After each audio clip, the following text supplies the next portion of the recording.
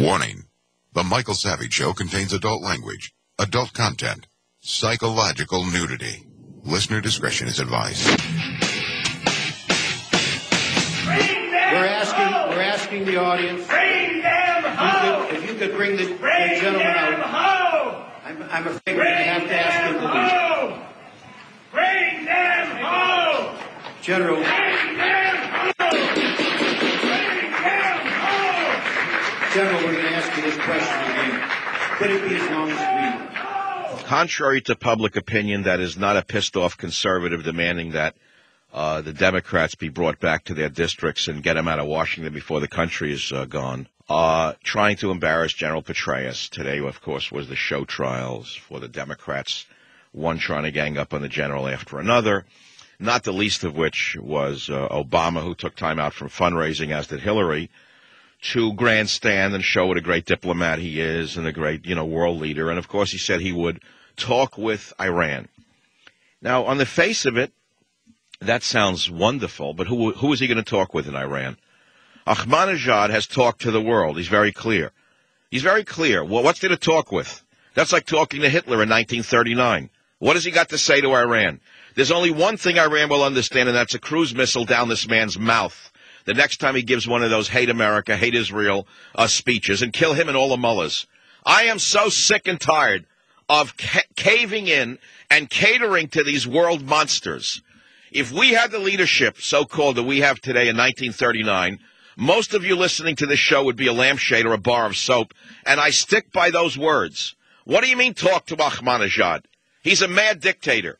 He's as clear as a bell as what he wants. Okay? Had Hitler been killed in 1939, 50 million people would not have been killed between 1940 and 45. And that's what's going to happen again.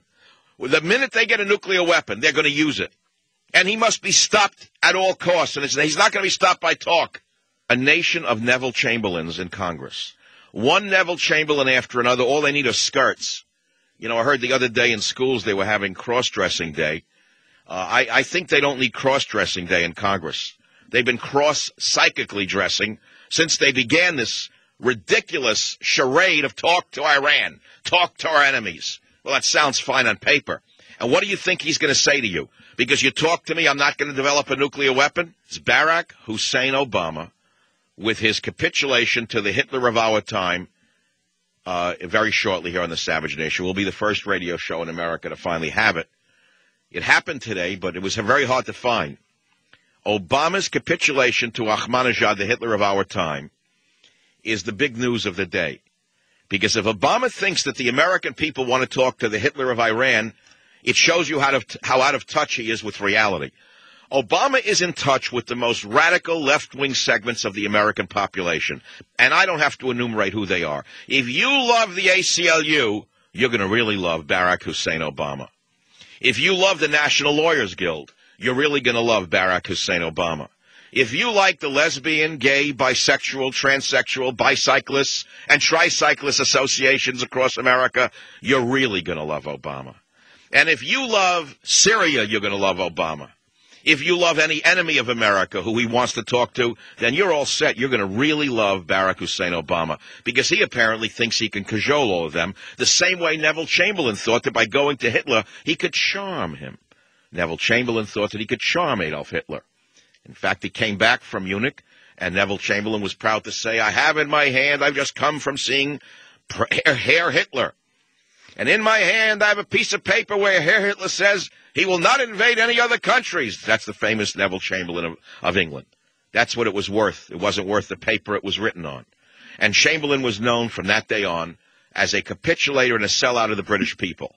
Well, let me tell you something. We have our own indigenous Chamberlain, and his name is Obama. Is that clip ready, Beowulf? Play it now. Nobody's asking for a precipitous withdrawal, but I do think that it has to be a measured but increased pressure and a diplomatic surge that includes Iran.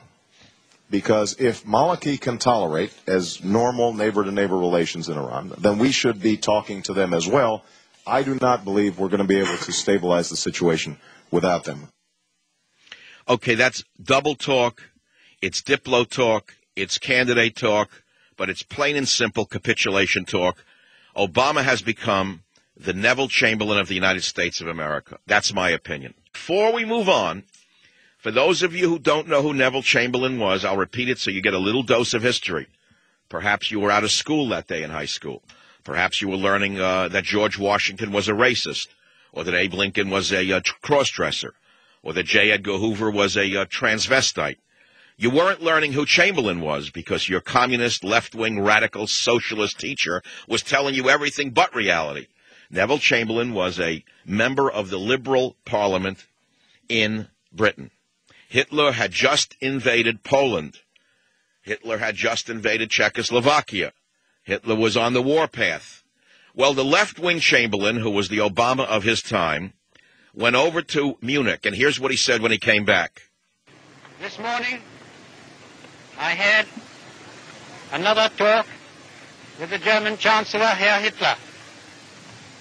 And here is the paper which bears his name upon it as well as mine.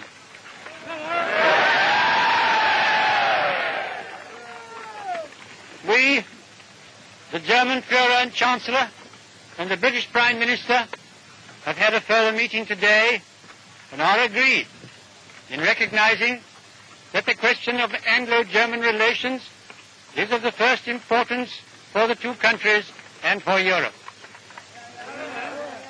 We regard the agreement signed last night and the Anglo-German naval agreement as symbolic of the desire of our two peoples never to go to war with one another again. Isn't that wonderful? Well, he was the Barack Hussein Obama of his time, and he was hoodwinked by Hitler, just as Obama is hoodwinked by his own philosophy, which, of course, has ensnared him in his own deceit and his own vanity.